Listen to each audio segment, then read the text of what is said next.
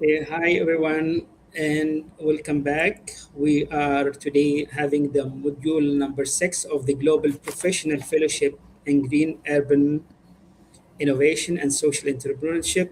And today, the module entitled Urban Agriculture and Food Security, Vertical Farming, Resilient Local Food Systems, and Integrating Community Gardens into Post Disaster Land Use Planning.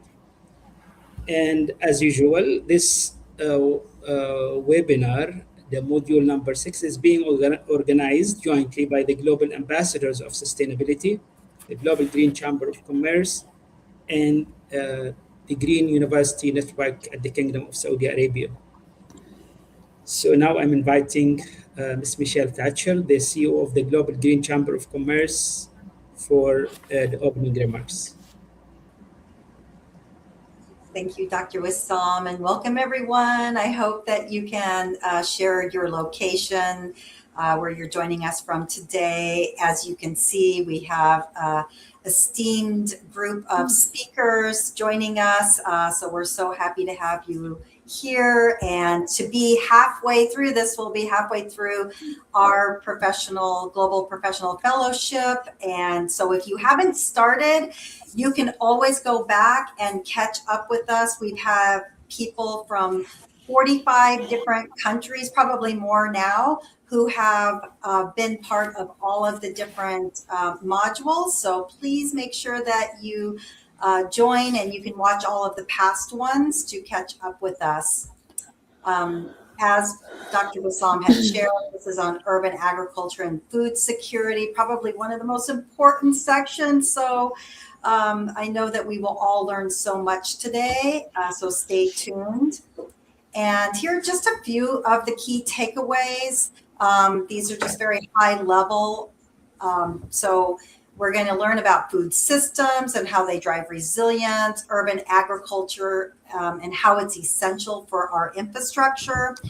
Layered systems build those strong cities, and innovation enables local food productions. But we also have very key action items that you are going to have that you can take away and put into your cities, integrate into your university systems. And so please make sure that you're taking notes and taking action. And as always, we've been doing this for over a year and a half. We're just going to take one breath of silence, because we know many of you are struggling, whether it be through wars or internal struggles on a personal level. So we're just going to offer one moment of silence to give kindness, strength, peace, and love.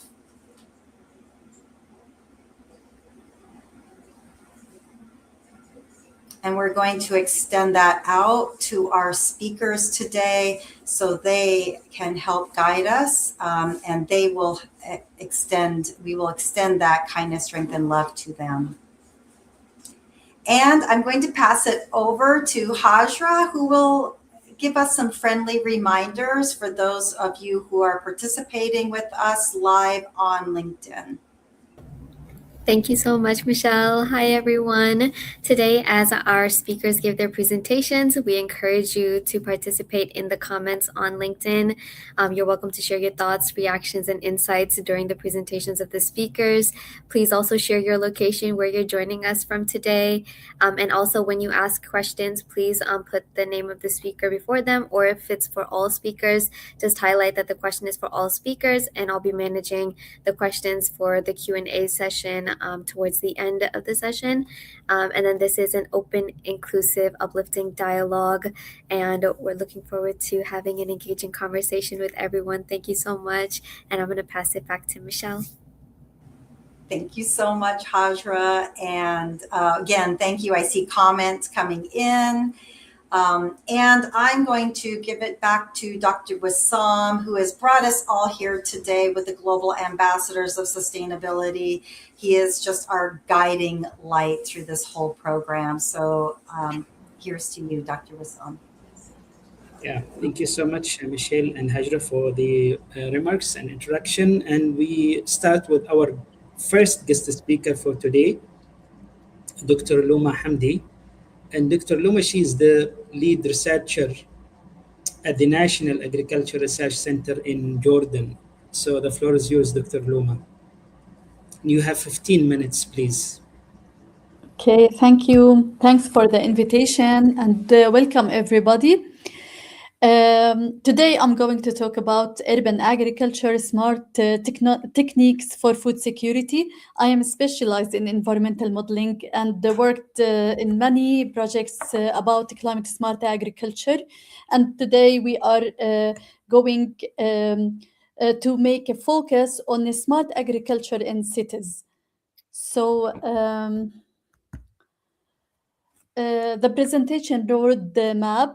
First, we're going to talk about urban agriculture definition and food security logic, then smart urban agriculture techniques, vertical farming and hydroponic engineering, the Wi-Fi nexus, water scarcity and resilience, and example from Jordan, I Plan Jordan, and the key conclusions.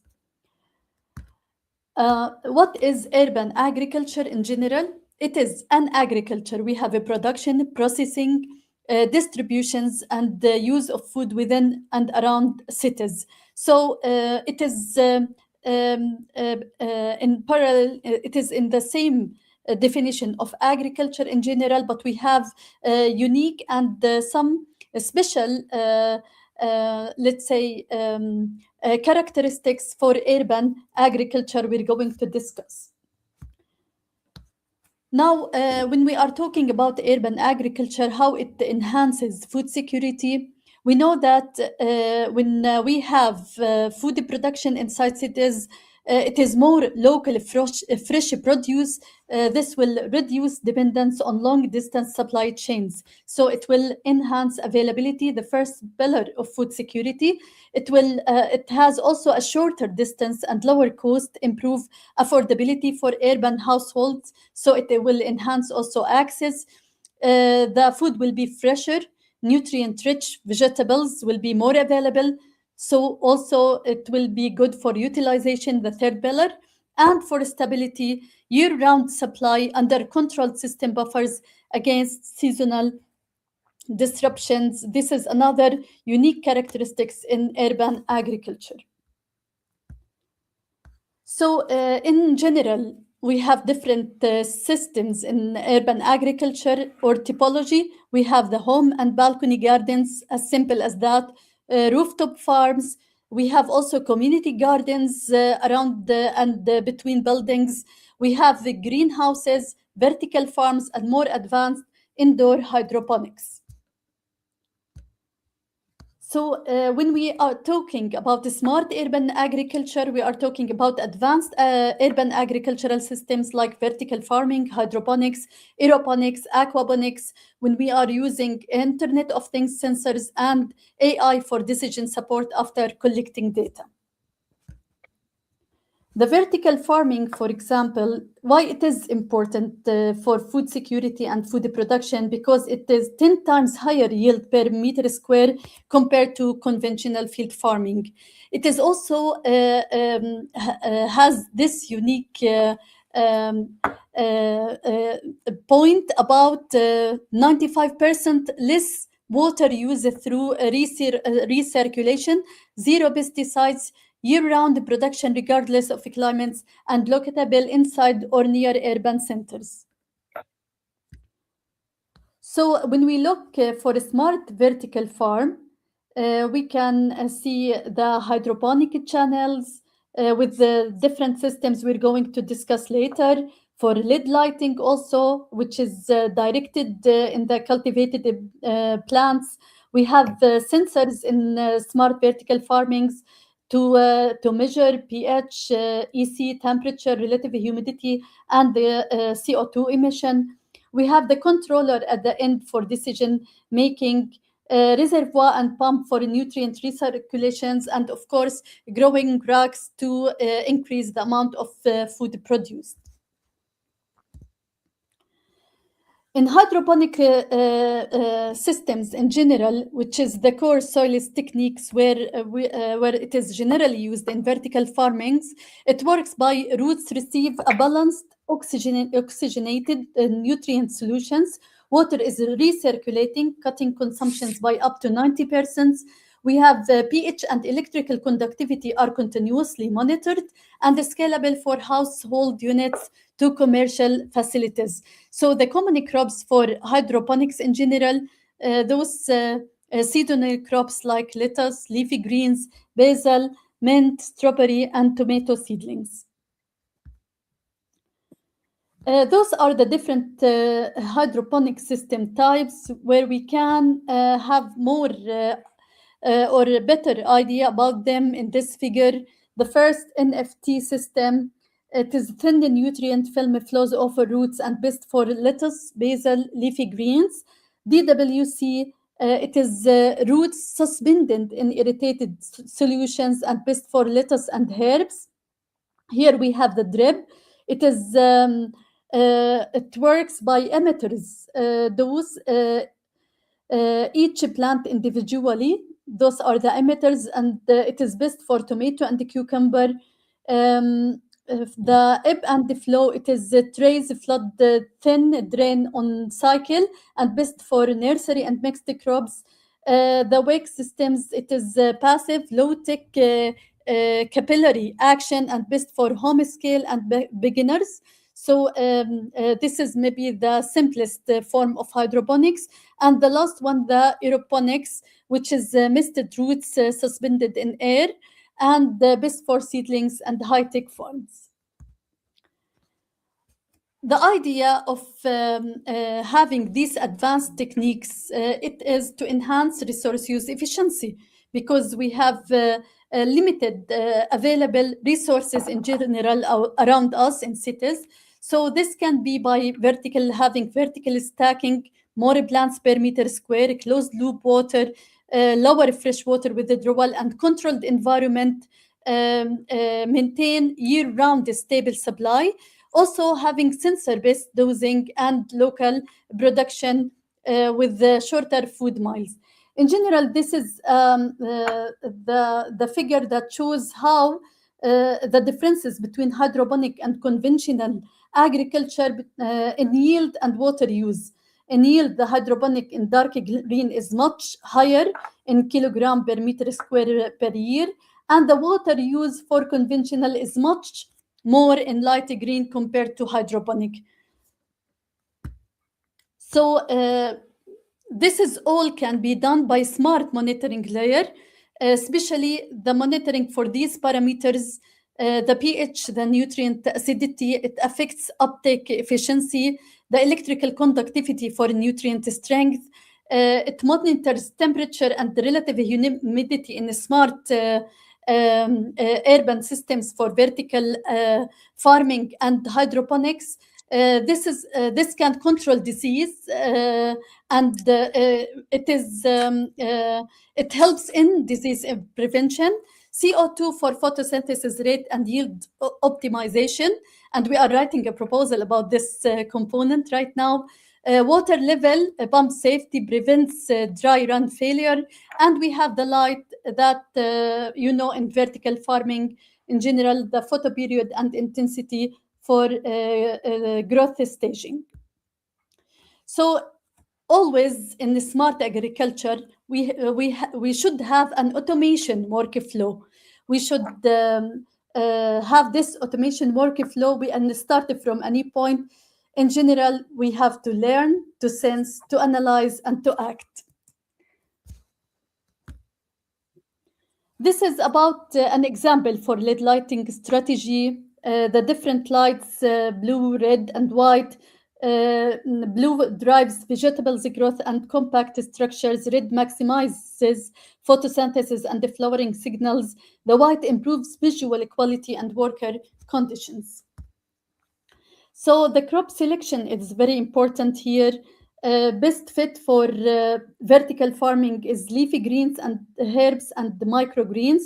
The moderate strawberry seedlings, more challenging tomato, cucumber, and pepper. not ideal stable grains like cereals, wheat, barley.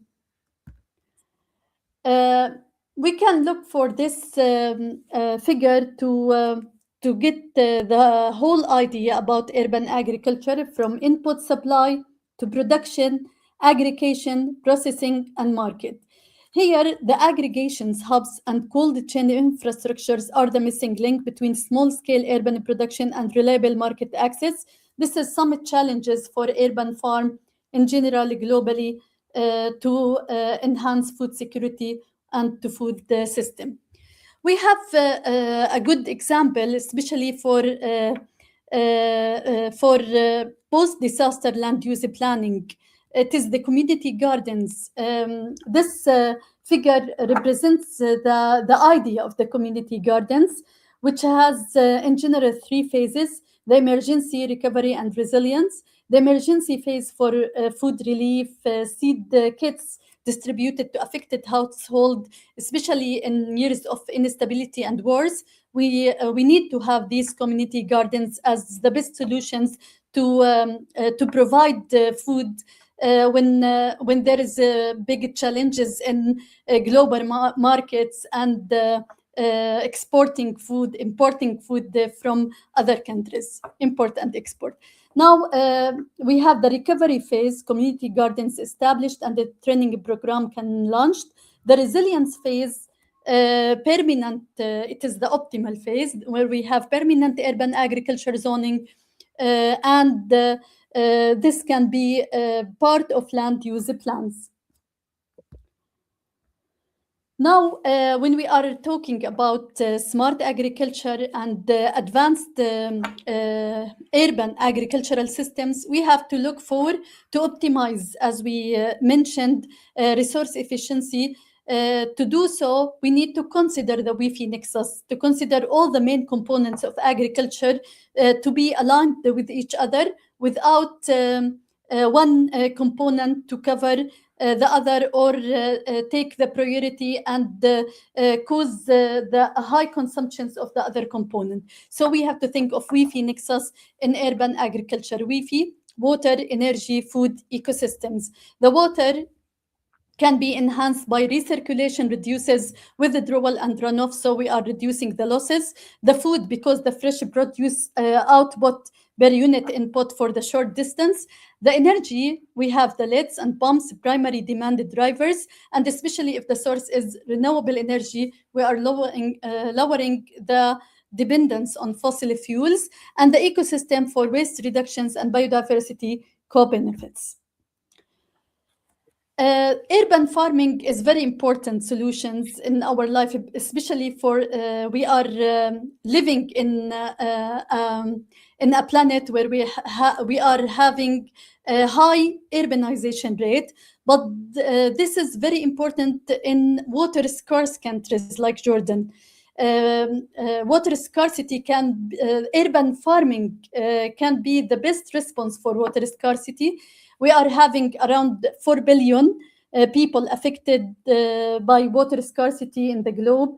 More than 70% of water is shared for agriculture, and 90% can be saved by using these smart systems for urban agriculture. In the economic dimension, we have the economic viability. The key drivers is the revenue, capital cost, operating cost, risk control, and we need to make the business model, because we always have these questions. The vertical farms and the urban agriculture in its advanced techniques is a good solutions, but the problem in the cost. So we have always make this study for cost benefit analysis and using business model for the best way to get our system sustainable for a long time with the high produce and low input cost. So in order to... You have 2 minutes, please. Okay, this is the general technical design checklist to choose the site and available space, the system type, the energy source, and the food safety. All these points should be considered. Of course, we have risk and mitigation measures. It depends on the type of the risks inside the system or in general in the food chain process. Um, we have different deployment models for urban agricultures, as we mentioned before. And we have a successful story from Jordan for one of the companies that starts with NARC in the incubator as a startup, and now it is one of the best companies for vertical farming and urban farming. It is called iPlant and directed by engineer Omar Al Bawab. They have developed a mobile vertical farming designed for compact urban spaces, not necessarily always a fixed place. Urban agriculture system with a smart irrigation and vertical farming. They designed for compact spaces, indoors, balconies, rooftops, and small yards, and targets households and small urban farming businesses and reduces physical labor and dependence on rural land. So, what was before and what they get after fresh produce nearby, lower water use, higher compact space efficiency, and more accessible urban farming. So, they have 70% water reductions in their work, 60% energy reductions, and 50 to 70% higher crop production efficiency. They have also a data platform. The database is very important for smart agriculture in general, and also in urban agriculture for policy support and continuous improvement of the systems. The key conclusions we can get at the end of our presentations that urban agriculture connects food productions with the city resilience, vertical farming intensifies the productions where land is scarce, hydroponics saves water and enables clean, controlled the productions, IoT and automation, AI improve stability, quality, and resource efficiency. Our case study from Jordan shows how these principles can become a practical urban solutions in Jordan and other countries, especially water scarce countries. Thank you very much for your listening. Yeah, thank you so much, Dr. Loma, for this interesting presentation. And now we move to the next speaker, Dr. Hanisa Kamila. And Dr. Hanisa, she's a senior lecturer in food biotechnology at University Putra, Malaysia, Bintulu, Sarawak, in Malaysia. So the floor is yours, Dr. Hanisa, and you have 15 minutes, please. Thank you, Dr. Wissam. Bismillahirrahmanirrahim. Assalamualaikum and good evening, everyone. Thank you to Michelle as well for inviting me today. The sharing will be about food waste in circular economy, bioproduct applications in Malaysia. This is the outline of my presentation. Globally, food waste is a major issue worldwide and a large amounts end up in landfills, causing environmental impact, resource inefficiency, economic loss, and also food insecurity. So as we can see from this diagram, it is around 1 to 1.7 billion tons per year of food waste being produced, and majorly is from food service 28%, household 24%, and followed by the retail that is 15%. And because of this food waste, it caused 8 to 10% of global warming issue, 1 to 1.2 trillion economic cost, and 2.6 trillion meter cubic water wasted. In Malaysia itself, around 44% of waste consists of solid waste, and it comes from the household 38%, restaurant 23%, and followed by hotels and institutions. By daily, it is approximately 17,000 tons discarded every day. So, we can see here, this is the food production principles that is firstly comes from the farm and then proceed to the collection center, transportation, processing plant, distribution center, supermarket, and shopper. So the point that is producing the food waste could come from the farm, and then after that, the collection center, processing plant, and supermarket for the expired food, and followed by the shopper for the consumption. Therefore, circular economy in food waste industry is very important because we can see the key components here is that firstly, we have to design out waste and pollution. Products are designed to minimize waste and pollution from the outside. and then keep products and materials in use, extending the life cycles of product through maintenance, reuse, refurbishment, and recycling. Then regenerate natural system, ensuring that natural systems are restored and maintained, promoting biodiversity and ecosystem health. And lastly, decoupling economic activity from resource consumption, improving resource productivity faster than economic growth, reducing the overall material footprint. So the diagram here is a summary that I'm discussing just now, which is firstly from the production used by the consumer, then we sort it, recycling it into a product. Mainly, the concept is that we have to replace take, maze, dispose model and promote waste to resource approach, focusing on turning food waste into valuable bioproducts by reduce, reuse, and also recycle. So the goal is that to keep resources in use for as long as possible. In a circular system, food waste such as the peels, pulp, expired food, agricultural residues is recovered, reprocessed, reintegrated into new value chains. These align with principles like waste minimization, resource efficiency, and also sustainability. Stages involved in circular economy of food waste is the food production, food waste regeneration, food waste biorefining industries, and lastly, waste from biorefining as biofertilizer to produce more crops for food production. Food waste could be bioenergy, bioplastic, biofertilizers, biochemicals, animal feed, and the food waste could be converted into valuable raw material, as you can see from the diagram here.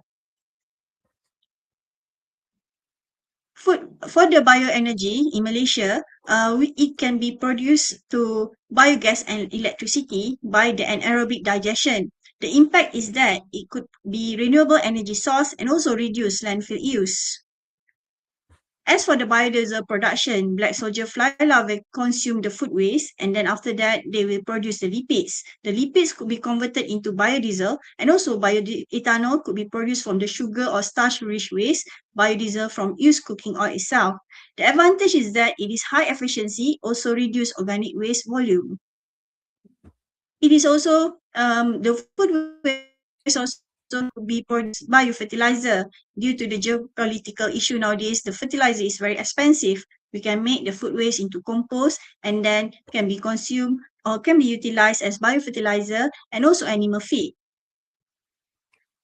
The benefit is that it supports sustainable agriculture and also reduce chemical fertilizer use. Processed food waste can be converted into livestock or aquaculture feed, reducing reliance on conventional feed crops as well. Other than that, the food waste also could be converted into biodegradable plastic by the fermentation or biological methods. Organic waste can be produced by biodegradable plastics such as polylactic acid, which come from the fruit or vegetable sugars, polyhydrous alkanite from microbial fermentation by consuming the waste cooking oil or any other edible oil, and also starch-based packaging from any plant food waste. These materials can replace petroleum-based plastic in packaging, eco-friendly alternative, fibers from agricultural residues, packaging materials from mushroom mycelium grown on food waste. Other than that, we also can produce biochemicals from the food waste into high-value biochemicals. The extracts of the food waste could produce antioxidants, which come from the fruit peels, enzymes, and also organic acid that could produce lactic acid and also citric acid. The production of the biochemicals could be applied into food industry, cosmetics, and also pharmaceuticals. So as we can see here, it can be applied in 4 areas such as agriculture, other industrial application, human healthcare and food, and veterinary science for the plant secondary metabolites that extracted from the food waste. These are the example of the biochemicals product that we produce, polyphenols, terpene, and terpenoids, and also alkaloids that could be antibacterial, anti-inflammatory, anti-tumor, or anti-cancer. Another case study of BSFL, that is Hermenschel illusion, could convert into high-value byproducts such as protein-rich animal feed or pet food, nutrient-dense fresh organic fertilizer or compost. This process is fast, larvae consume waste in 7 days, reduces landfill use, lower global warming emission, and supports circularity by turning waste into feed and soil enhancers. Other than that, the food waste also could be fed to the edible insects, and indirectly the edible insects also could provide nutrients for us as a protein alternative and also as natural fertilizer. Bioloop sodium berhad using BSFL as high-quality larvae for animal feed and frass for fertilizer. It emphasized lower emission compared to traditional composting or landfilling and serve waste management, animal feed and agriculture sector. As for the entomol biotech sodium berhad, process up to 1,500 kilos of food waste per month per unit. The larvae convert waste into insect protein, alternative to fish meal for animal or pet feed, and also as frass fertilizer. This addresses Malaysia's food waste, contributing to food security via alternative proteins. And then for pome, it could be converted into biogas and also digested. That is a fertilizer. Its benefits include greenhouse gases reduction, renewable energy generation, and improved effluent quality. A typical 16 ton per hour mill can yield significant profits from electricity sales. Co-digestion project combine pome with other waste such as empty fruit bunch pressed wastewater to boost biogas yield, enhancing resource recovery and circularity in the palm oil value chain. In Klang Valley Restaurant, they did try for food waste to energy by anaerobic digestion and achieve high efficiency 85% in some setup, reduces waste volume by 60%, generates renewable electricity potential up to 5 MW scale in aggregated scenarios. Payback periods are 5 to 7 years with 12 to 15% ROI for medium-scale plants. We support Malaysia's circular bioeconomy goals. Pilot initiative target hawker center and urban food outlets with framework like GREEN, generate, review, establish, engage, and normalize, promoting on-site or decentralized composting. The composting and upcycle initiative also been conducted by university and the community. They turn the cafeteria household food waste into compost via aerobic methods or vermicomposting. This reduces landfill dependency and produce biofertilizer for landscaping or agriculture. State level during the Ramadan, they collect the food waste and then after that they convert it into fertilizer through composting, demonstrating seasonal community-driven circular models. Household and rice waste upcycling studies in Klang Valley show 1.6 kilo food waste per capita per week being produced. Circular model proposed treating rice waste into upcycled product achieve public acceptance is high, which is 81%, with willingness to pay indicating market potential. Hotels in Klang Valley increasingly adopt circular food waste management, donation, upcycling, composting, and aerobic digestion aligned with the food recovery hierarchy. The challenges, food production system could be integrated with circular economy to improve production quality, efficiency, stability, which can ensure food safety and security. Yet, the major challenges such as the regulatory compliance by ensuring the circular practices comply with both food standard and environmental regulation. And then we also facing supply chain coordination, which is the supply chain need to be sustainable and requires strong collaboration and commitment. Other than that, the consumer acceptance, we need to educate and gaining acceptance and enhance awareness for consumer for sustainability, for sustainable produce products. And lastly, the initial investment, which may require high cost associated with implementing sustainable practices and technologies. So the solution is that firstly, we have to propose innovative processes and integrated multi-process system, develop multi-performance method to evaluate system and organization, rethink research and society intersection, enhance research legislation interaction, and also help to emerge multi-scale and cross-sectoral organizations. The opportunities by circular economy is that we have strong biomass resource and then government support for green tech, growing research and innovation. Waste to energy plant as the potential, biorefinery system, integrated waste to bioproduct hubs, and also commercialization of insect-based bioconversion. And in Malaysia itself, we have the strong potential due to abundant food waste supply, strong palm oil and biomass industry, also growing green economy policies. As for summary, CE or circular economy is a promising approach requires in food production to close the loop of waste burden and ensure food safety and security. As the demand for food continues to grow, the industry faces challenge and opportunities that calls for collaboration, innovation, and a commitment to ethical practices. By embracing technology advancement, standardizing certification processes, and fostering global cooperation, the future of food holds promise for a secure and safe diverse and values of a global population. And lastly, integration of IoT, blockchain AI, and other smart innovation contribute in strengthening the economy while ensuring the food security. With that, thank you. Thank you so much, Dr. Hanisa. Yet another interesting sharings and a lot of fruitful ideas. So now we move to Prof. Khalid, Prof. Khalid Jalal Ahmed. And Prof. Khalid, he is a professor of architecture and urban design at the United Arab Emirates University from UAE. So the floor is yours, Prof., and you have 15 minutes, please. Yes, thank you very much, Dr. Usam, and thank you, Ms. Michelle, for inviting me to this very informative and interesting module.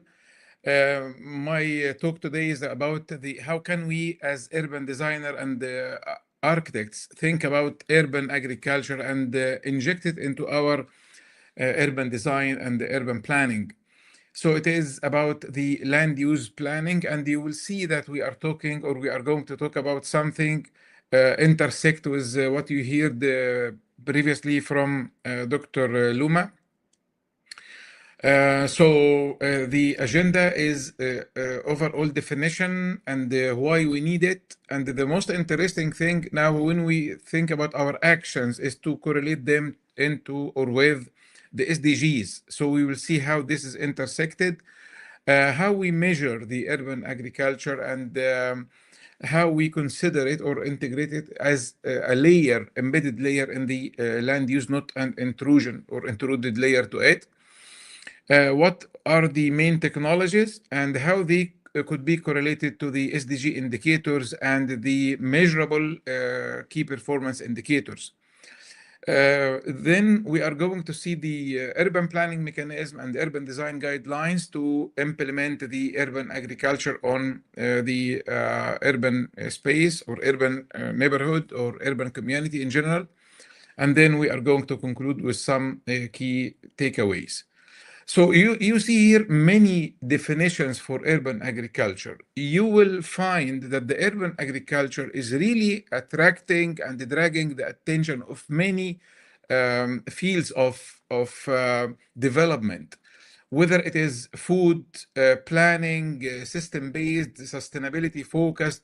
So what is the overall definition that we can all agree about? It is the integration of food production into the urban environment as what? Multi-scalar sustainable land use system supporting resilient cities. So it is a land use layer that we need to think about from the beginning, not just an add-on, something to be introduced later on. So how can we think about urban agriculture as a poster for sustainable development goals? We have four main goals that are directly linked to the urban agriculture. The zero hunger, for sure, sustainable cities and the communities, and climate action besides the resourceful consumption and the production. And you have heard my colleagues talking about this just 1 minute before. So if we go in a specific detail and in order to understand the real contribution of urban agriculture in zero hunger, it is straightforward, understood thing, but what are the mechanisms to achieve that? So it is localized food production. We are going to reduce dependency on imports, diversified cropping, so continuous production, So regardless of what is happening in the world wars or whatever, you are not confined by any political or economic constraints. The quantitative contribution is, you can imagine after studies, a lot of studies talking about how beneficial quantitatively is the urban agriculture for SDG2. We can supply from 5 to 15% of neighborhood food demand locally if we are applying the urban agriculture. Hydroponics, as my colleagues talk about it, you can achieve 50 kilogram of food for each square meter. Can you imagine this? For a roof, building roof or something per year, and then reduced post-harvest losses, as my colleague talk about the waste and how can we get rid of the waste and so on. So what are the planning implications for that? We integrate urban agriculture into the residential zoning codes. Nowadays, we don't have that, unfortunately. We just have some community gardens, pocket gardens, but still we are not, it seems like we are still behind the thinking for integrating this into the zoning code. We need to allocate productive landscape rather than, for example, here in UAE now, we are, because we have very hot and humid climate, we are using hardscape, and we are losing a lot of potential when we have this productive landscape instead. And then we need to have some incentives for the people, for the ordinary community people to share with us. And here comes the SDG 11. The most essential thing for local community is to think about how can we contribute to make our city and our communities more sustainable. And one way to do that, for sure, is by utilization of the urban agriculture. So what are the mechanisms? We need to enhance again the urban resilience by thinking about food as something leading to the resilience through the enhancement of climate and the reduction of urban heat island and so on. It improves walkability because we have a lot of shaded area, we have pleasant walkways, so we have now social cohesion happening. It will function as green infrastructure, and we all have heard about this GI and how it could be correlated to the urban agriculture. So what are the microclimate and the urban comfort happening if we are injecting urban agriculture within our cities and communities? The very important indicator called UTCI, or Universal Thermal Comfort Indicator, which is a reflection of how human beings are feeling more comfortable when they walk outside. You have reduction from 3 to 7 Celsius degrees. And this is too much, actually, especially for hot weather conditions. Surface temperature, can you imagine, it is going to decrease up to 10 degrees. And we have increased shading. We all the time are looking for more shaded spaces for outdoor activities and so on. So what are the planning implications in this case? We need to embed the urban agriculture within the public parks. And we have all the neighborhoods have schools. What we are doing in this space into schools, and if you have even universities and so on. More importantly is the streetscape itself. We need to think about the streetscape, not just a green space. We can think about it as, again, a food producer. So we promote the mixed use, and we promote actually the productive open space zoning rather than the merely green one. Responsible consumption and the production. I think my colleague talked about this chain of production, but anyway, very quickly, it is short supply chains, organic waste, efficient resources. And can you imagine, again, as my colleague mentioned, quickly, water saving, if you are using drip, not only hydroponic, but even in the soil, but drip irrigation can save up to 50% of the water rather than conventional irrigation system. Hydroponics can reach up to 90%. So in such scarce water condition in Jordan, in UAE, in many other countries all over the world, we can use these advanced techniques. Reduced packaging and the transportation, for sure. The emission embodied energy in transportation is very essential to be considered. So what are the planning implications here? When we integrate the urban agriculture with, we are going to have this waste waste management systems, local markets. It is farm to table directly. We are promoting this closed loop neighborhood system. Again, SDG 13, it's quite obvious that when we have this in mind and in implementation, we are going to have a lot of climatic, mitigation mechanisms happening. Like the most important thing, we are going to reduce the what we are all suffering in our cities with this gray infrastructure. We are reducing the urban heat island, and this is going to marvelously reduce the cooling energy demand and so on. Also, we enhance carbon emissions or absorption. Climate performance indicator, as we said, air temperature is going to be reduced by 3 degrees. Energy demand is going to decrease by 15, maximum 15%. All these came from real studies. So we need to have in mind when we are designing or planning our communities to think about this climate action plan. How can we have it? Net zero strategies, including the urban agriculture as one of the aspect in them. And here it's not only about qualitative aspect. You can quantify, and we need to quantify the benefits and the actions of urban agriculture. As we said before, if we compare between the soil-based and the hydroponics, we can see the difference here. The impact on the microclimate, and this is very essential for outdoor activities to happen, for shading areas. In shaded urban agriculture areas, we can achieve this. And you can see even the graph here is talking about how can shading percentage increase if you increase the shading, you are going to increase the UTCI indicator. And this is very important for the microclimate. Water efficiency, yes, we have heard about that in the previous lecture, and it is very important to consider.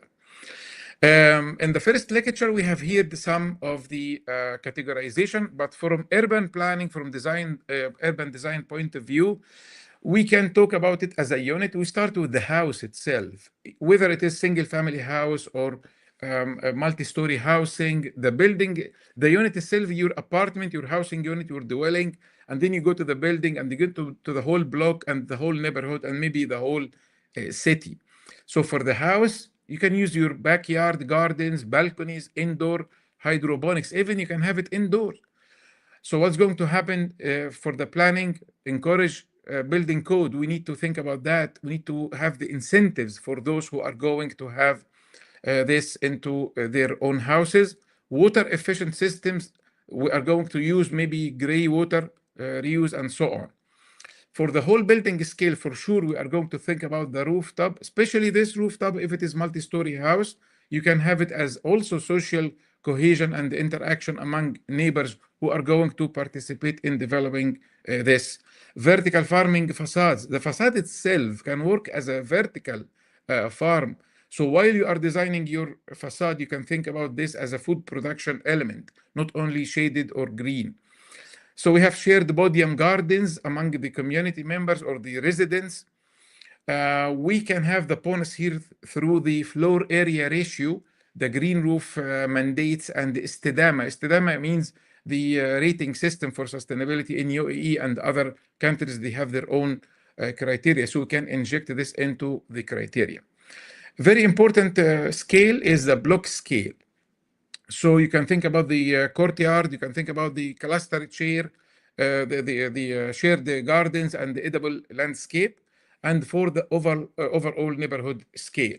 So this is very important table here summarizing this. I think about the typology, I correlate it with the SDG, and I put the key indicators, and then I have this measurable KPI. Without that, it is just going to be a qualitative initiatives without real proof of the benefits for sustainability. Zoning, incentives, sustainability rating, private-public partnership. This is all the planning mechanism that we need to think about in order to achieve the goals for the urban agriculture from sustainable development goals point of view. For the design, when you go to the smaller scale of design, you think about shading, efficient irrigation, native crops, and wind protection. So this is just more detailed. I'm not going to go to this in detail, but this is the implementation process. We start with the planning phase with the key stakeholders, And then we go for the design phase for the more intimate community with working with the municipalities. And then we go for the implementation operation phase, mainly by the community with the help of the NGOs and the other local authorities. Sorry, And Prof, you then, have 2 minutes, please. yes, 1 minute. Yes. How can we provide this? We start with a pilot case, and then we have the pros and cons learned from it, and then we have it as a scalable case. So this is the final. You need to think about urban agriculture as different scales that are all embodied within your urban land use plan and the urban design scale. So this is starting from the unit, the building, the block, and the neighborhood, and you put the key performance indicator and correlate it with the SDGs. Thank you very much. And just for more information about my publication about green infrastructure and urban agriculture, you can visit my page here. Thank you very much.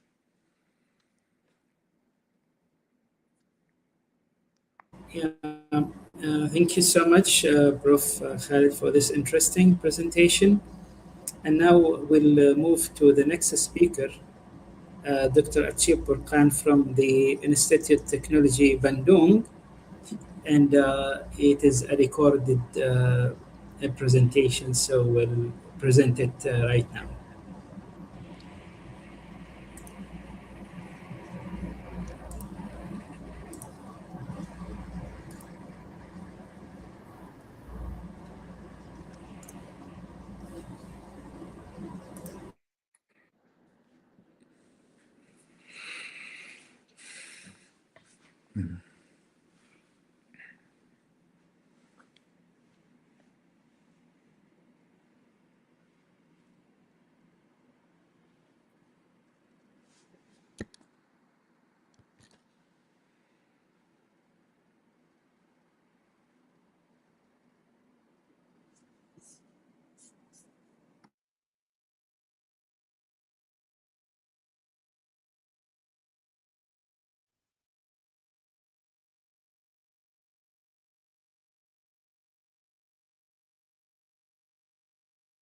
Wabarakatuh.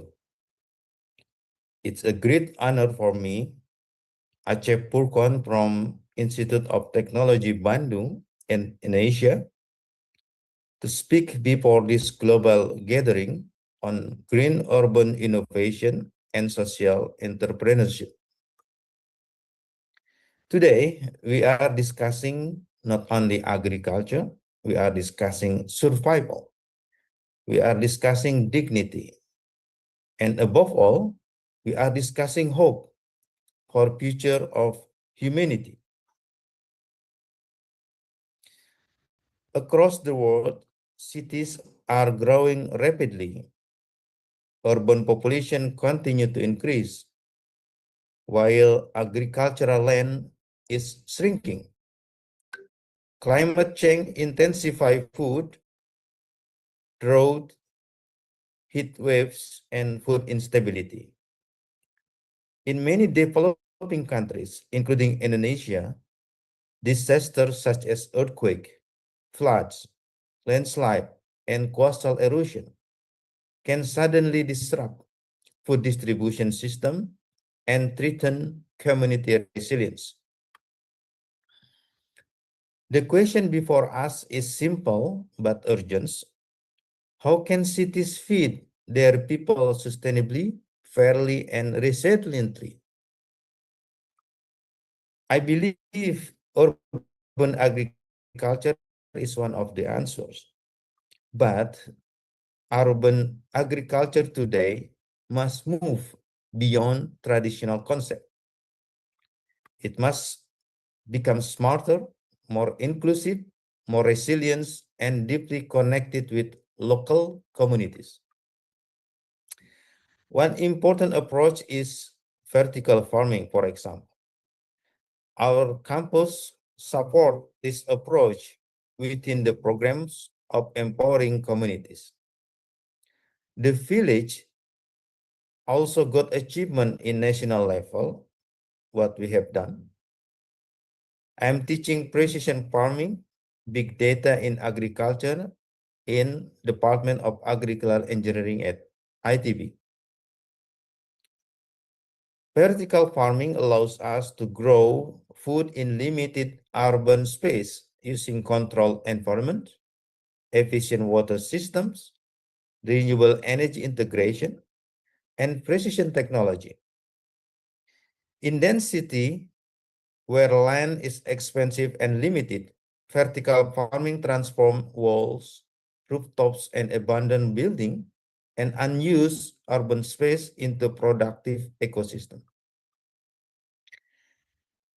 We are working in physics, energy system, and agrivoltaics. As someone working within, I see enormous potential in integrating renewable energy with urban food production.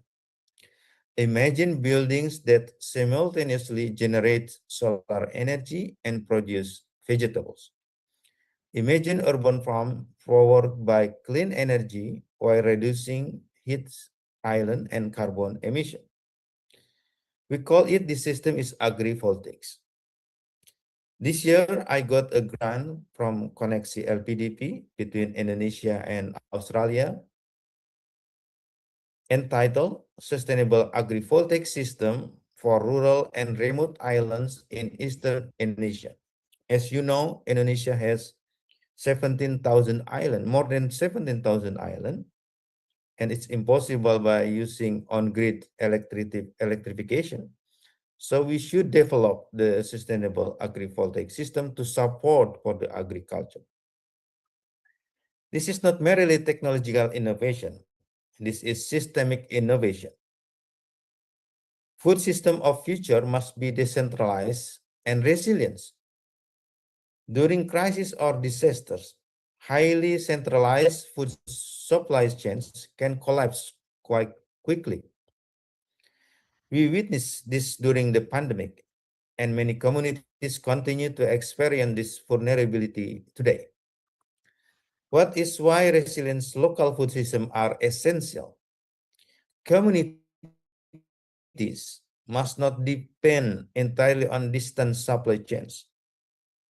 Like in our country, 17,000 islands, we should be work like this. Cities need neighborhood scale food production, local seed networks, community-based processing system, and education programs that empower citizens to produce at least part of their own food. In Indonesia, through various community engagement and educational initiatives, we have learned an important lesson. Technology alone is never enough. Real transformation happens when communities become active participants, not merely recipients. I have had opportunity to engage with communities in different regions of Indonesia, including rural and developing areas where education, sustainability, and local empowerment are interconnected. In many cases, simple innovation combined with local wisdom create stronger and more sustainable impacts than expensive technology alone. Like this week, actually, I am in the remote islands far from the internet connection. So I recorded my speech before I leave.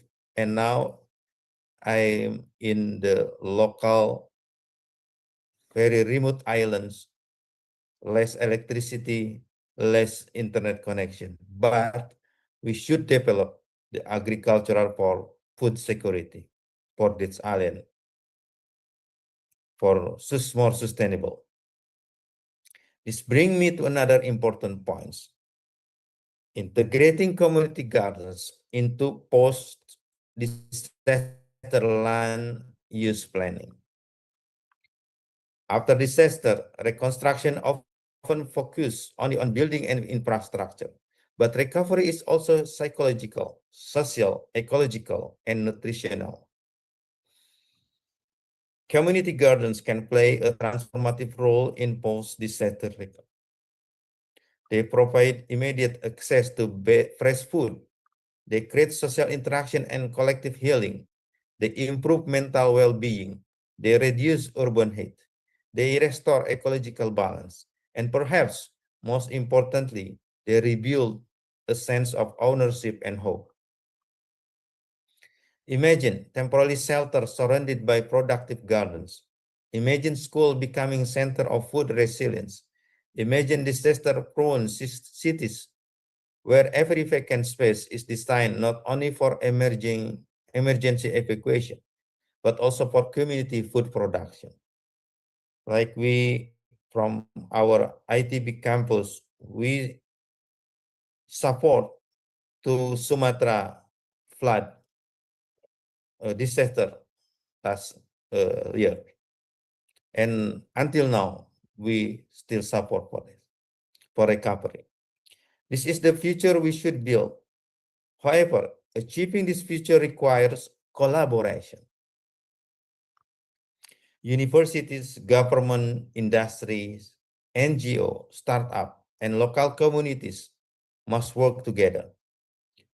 Young innovators and social entrepreneurs have a critical role in transforming research into practical solutions that are affordable, scalable, and socially inclusive.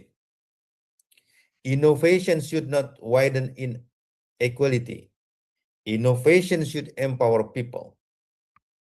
As educators and researchers, we are also carry a moral responsibility to ensure that science and technology serve humanity.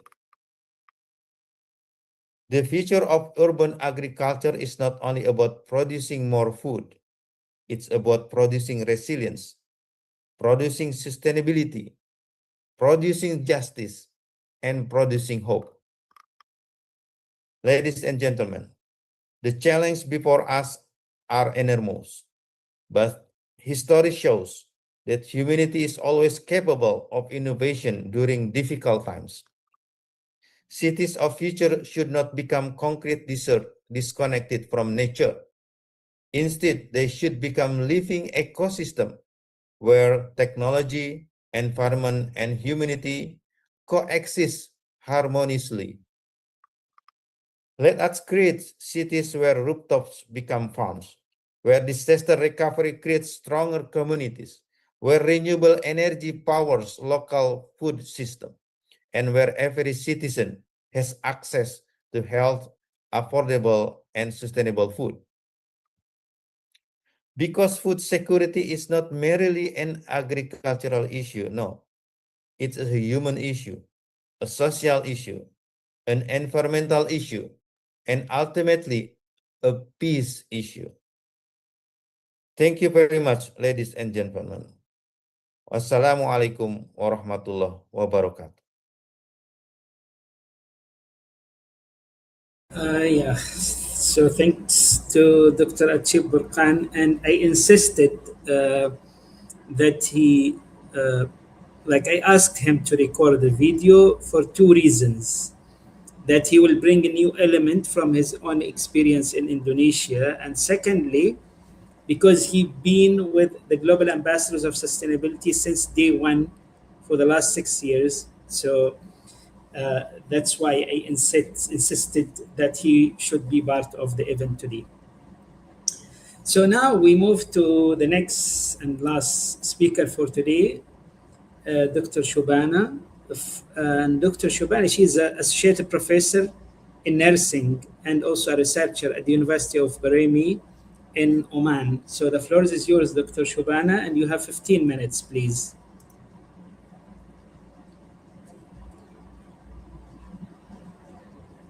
You are muted, doctor. So can you please unmute yourself? Yes, I did it. Thank you, Dr. Vizam and Ms. Michelle, for this opportunity. I am really happy, although my core is not urban agriculture, but I am much more concerned with health and how agriculture in urban cities will help people to have better health. Because as we all know now, urbanization is expanding and every part of the the rural is also competing to become urban. So without delaying, I would like to start my presentation.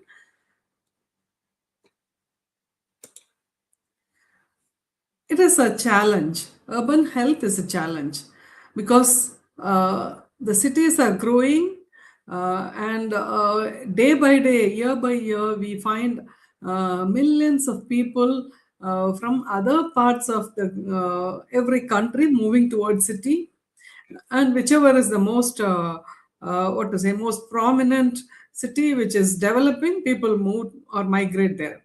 But what is the challenge here is getting fresh fruits, fresh food, and a healthy environment for them without pollution. Now here about urban agriculture. See, earlier days we had local markets, and it's all replaced by convenience stores, malls, which have food outlets, and having normal foods. Instead, now we have all fast foods, driving up to chronic diseases like non-communicable diseases, especially diabetes, obesity, and cardiovascular diseases. So urban agriculture often it offers a powerful integrated public health response. How does it offer? Reconnecting people with food, nature, and community in the heart of the city. Now, this slide, I think many of the Dr. Loma and many of them discussed this. What is urban agriculture? Even Dr. Karl discussed this. I'm not going into it because their core, they already said how important is community garden, rooftop farming, and vertical and hydroponic farming in urban agriculture. Now, I will say if people have community gardens or rooftop farming and hydroponic, it would also help people develop their mental health, social health. They can have a social harmony, especially when they are living in the cities, having a busy life. Spending some amount of time in a day or in a week for this would really help them. So let's look urban agriculture through a public health lens. So it is not just about growing food. It's a system level intervention which links food production directly to the health of the people. By addressing the upstream determinants of health, this urban agriculture bridges the gap between agriculture, environment, and the health or well-being of the people. Here there are we are going to look on urban agriculture through four components, four aspects. One is food security, nutritional health, environmental health, and social well-being. So food security strengthens local food supply and reduces dependence on external supply chains, especially when times like war or any situations like that. If there is already local foods in the urban areas, they don't need to they have to depend on, but they don't need to depend corely on the food from other places. So this is a real welcoming. This part should be really welcomed. Nutritional health increases access to fresh produce, directly addressing micronutrient deficiencies. I would suggest every school, from the nursery onwards, children should be a school, a college, or university should have this, so that children learn from the schools and colleges, and they take the message to their home, so that they can still have a farming like any rooftop farming or anything at home. Environmental health. How does it help the environment to reduce pollution, heat islands, and biodiversity loss through green space creation? And of course, it is going to help the social well-being because they are going to do it together.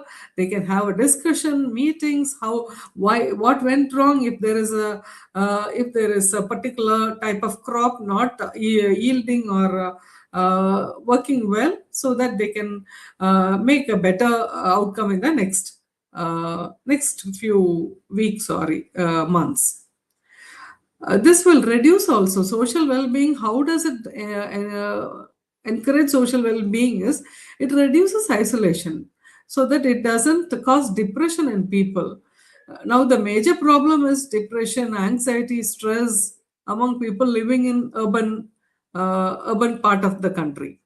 And it also promotes inclusive participation. Urban food insecurity. What is the scope of this problem? Low-income communities often face limited access to affordable fresh produce. So this creates food deserts in underserved areas. And these disproportionately affect vulnerable groups, forcing reliance on processed and unhealthy foods. So naturally, if they don't have access to healthy food in their proximity, they definitely move on to processed foods or unhealthy foods. And this causes a lot of health issues like cardiovascular disease, cancer, so on. And there are some key risk factors related to this. One is limited proximity to fresh food retail, over-reliance on ultra-processed foods, geographic concentration of food deserts. Only in certain areas the food deserts are there, not in all the places. Economic barriers for vulnerable population and poor diet quality driving chronic disease burden. Nutritional benefits of urban agriculture. So how are people going to benefit? There is access to homegrown and locally cultivated produce. If they have some plants or greens at home grown, they don't need to spend money or travel all the way to buy that. So this is one of the benefits, and they get it's not a processed food, it's a fresh food. Sooner they get it. Studies consistently show that participants in community garden programs increase their fruit and vegetable consumption. Especially children, when they grow their own food, like even a small microgreens, they are very happy. They can grow microgreens in their schools, or the school can teach them. They can grow it at home. They can bring it every day. A group of students can bring. They can share it with others, so that they'll be excited to say that this is grown by me, and they will be excited to eat or consume also. That's a way we can increase fruit and vegetable consumption among the population, and especially with children. So increase produce access, reduce micronutrient deficiency. Micronutrient deficiencies causes a lot of problems among children, like learning disability, so many other problems. So all this can be also combated, like vitamin A deficiency, iron deficiency, anemia, zinc deficiency. All this could also be mitigated. Improve dietary diversity, like growing a variety of crops encourages broader, more balanced dietary patterns across households. Promotes healthy eating culture. People, they develop the eating culture, better eating culture when they grow their own food. So impact of non-communicable diseases. NCDs include obesity, hypertension, diabetes, and cardiovascular disease. These are the leading cause of death globally and are strongly linked to unhealthy food and physical inactivity. Urban agriculture directly addresses both the risk factors. The risk factors, as we mentioned, poor diet and low physical activity. So what are the non-communicable diseases? Cardiovascular disease could be prevented, diabetes risk could be reduced, and obesity could be well managed. So cardiovascular disease, the diets rich in fresh produce lowers the blood pressure, cholesterol, especially low density lipoprotein, that's a bad cholesterol, and systemic inflammation. These are the key drivers of heart disease. Diabetes risk reduction, increased fiber intake from homegrown vegetables improves glycemic control and reduces type 2 diabetes incidence. And the last is obesity management. Gardening provides moderate physical activity equivalent to 30 to 45 minutes of daily exercise. It's a physical activity with no stress, supporting healthy weight maintenance. Let's all think of the mental health benefits. There are tremendous mental health benefits when there is urban people or population start growing plants. The mental health benefits of urban agriculture are among its most compelling, You have but you often have two over. minutes, please, Dr. Shubhana. You have Yes, 2 minutes, please. yes, sir. So, mental health benefits include stress reduction, anxiety reduction. Why? Because they come in contact with soil and nature lowers the cortisol level. So, see, when cortisol levels are high, only people get obesity, stress, anxiety, all those. And it also activates the parasympathetic nervous system. Green therapy is one of the therapy which is coming up very much. Many researchers are there on it. Horticultural therapy is clinically recognized as effective for managing mental health illnesses like depression, post-traumatic stress disorder, and anxiety. And when there is when people do farming, definitely their mood gets better, making it a routine and giving them emotional fulfillment. Also, there are some of the social and community benefits because of urban agriculture. So it gives bonding, community bonding, because people they do farming together. They share the work and shared harvest. It builds trust among them, each other, neighborly relationships, and lasting social ties across generation. Inclusion and cultural exchange. Gardens provide space for immigrants and minority communities to grow culturally significant crops. What is culturally significant? Somebody from, say for example, in our own university, there are people from different countries working. So we share each other. We have a small garden. So we share each other. This is the food what we make salad. Like that, every country people we share and we try to make it. Coming to community resilience, locally controlled food production increases a community's capacity to withstand supply chain disruption and climate shocks. Environmental benefits, the core benefits of environment, it improves air quality by absorbing carbon dioxide and particulates, reduces urban heat island by vegetation and evapotranspiration cooling, and habitat corridors for pollinators and birds, composting organic waste into soil. So these gains translate directly into public health dividends. How it translates is bringing down the respiratory illnesses like asthma, reducing the heat related illnesses, and bringing a better healthy ecosystem. Economic benefits are also there by reducing food costs, local job creation, small scale entrepreneurship. Food cost reduces if they grow their own food, and it reduces the expenditure reduces by 10 to 30%, providing meaningful savings for low income families.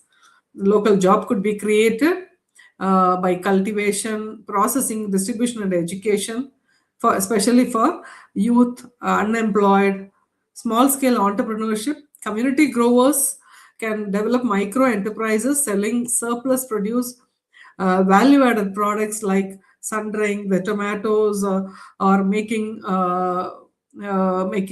coconut, with the coconuts they can make soaps, things like that. Agri-tourism could be developed. Urban agriculture models in practice. This Sorry, has been, can you please conclude? yes, sir. Thank you. This slide is already discussed by the previous speakers. So there are some challenges: land scarcity, water soil quality, policy gaps, and cost and capacity, which has to be considered. Public health and policy implications. I'll just highlight the important points. Integrate into urban planning, government and municipal support, health promotion integration, community participation, and SDG alignment. As Dr. Khalid said, SDG 2, zero hunger, SDG 3, good health, and SDG 11, sustainable cities. In conclusion, we can grow healthier cities, illness-free cities, and mentally healthy people by doing urban agriculture. So this will improve sustainability and equity. Urban agriculture is definitely not a silver bullet, but it is embedded with comprehensive public health strategy. It's powerful, proven, and people-centered tool. And I'm completing with this. I thank Dr. Wizam and Ms. Michelle for this opportunity. Thank you all. Yeah, thank you so much, Dr. Shobana, for adding this important element on public health. And so now I think we'll, we'll invite Michelle and Hajra to moderate the Q&A session. Thank you. I think I just came back in. Thank you so much for all of our speakers. And I want to give a special shout out today for Dr. Sadia Khan out of Karachi, Pakistan, for bringing in your students today from the DAJ Sufa University. So many thanks to all of you who are joining and also asking questions. I will jump right in to a question for Dr. Luma. And this question is from Dr. Indira Bunik. And she asks, how does climate change specifically alter the land-water balance in arid agricultural systems? And what does this mean for long-term food security of cities in the region? And if we could try to keep answers around 1 minute or so. And I think you might be on mute. Okay. It is about the climate change. You know that in general, in arid regions, the climate change will cause higher temperature and lower precipitation with time. So we have challenges in changing the whole environment for usually planted crops in the region, and also the challenge of having a fresh, clean water for agriculture. Instead of using this clean water for agriculture, the priority will go for drinking. So the balance will not be like how we used to have it with the climate change.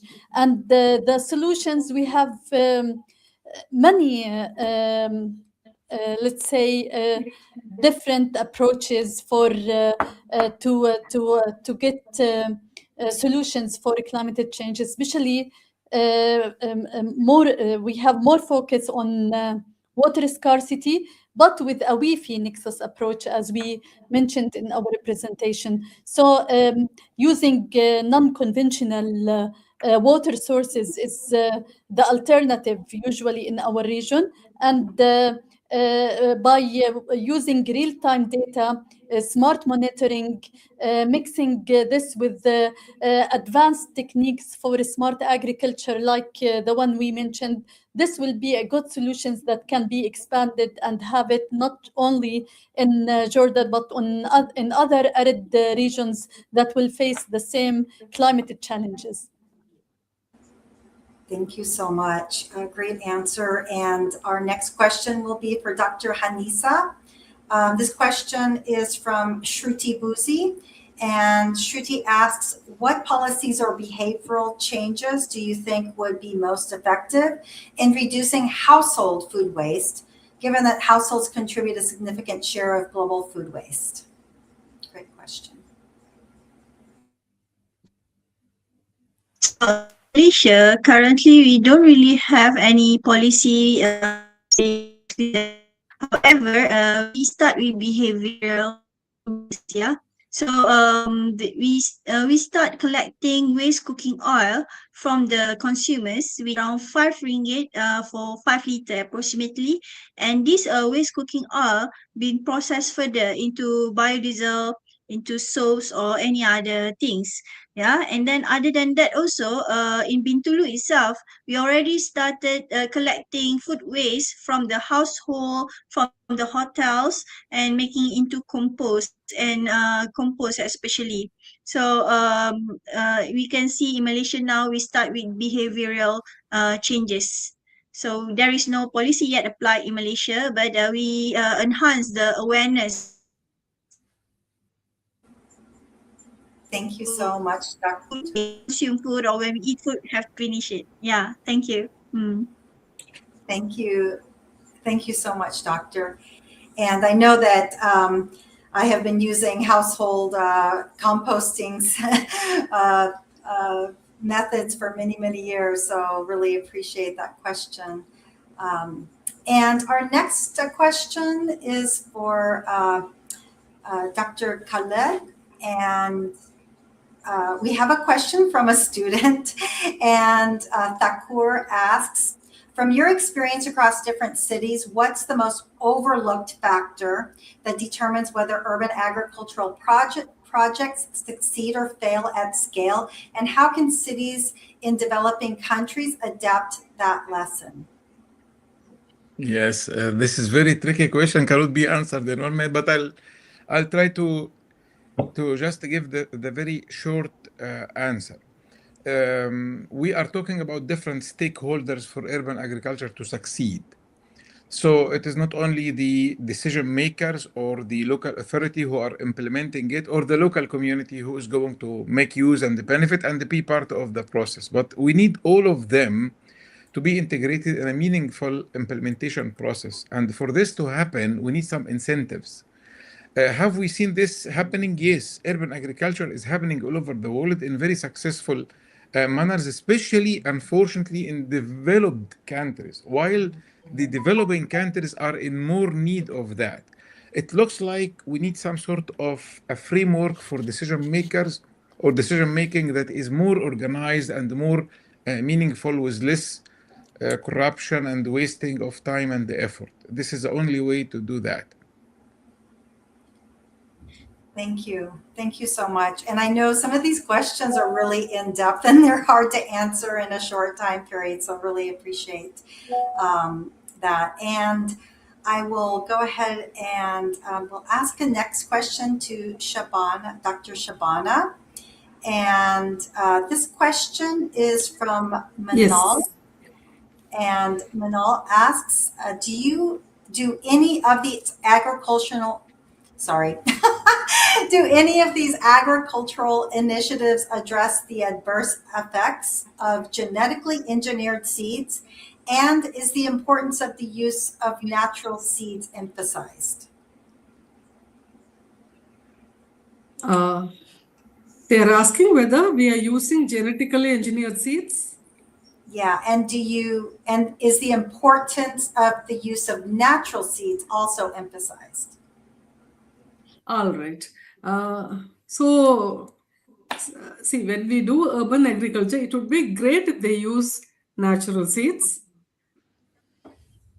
But at least to begin with, if people, whatever seeds they use, it becomes an agriculture. But later, maybe the policy can become more stringent. I feel I this is my personal feeling, but here I don't know that level how much they are using, but I have seen our university grows crops, vegetables they grow, vegetable gardens. Our parks have got, we have Buremi National Park where we have vegetables are grown in one particular slot is given for that. School children are encouraged. All those are done.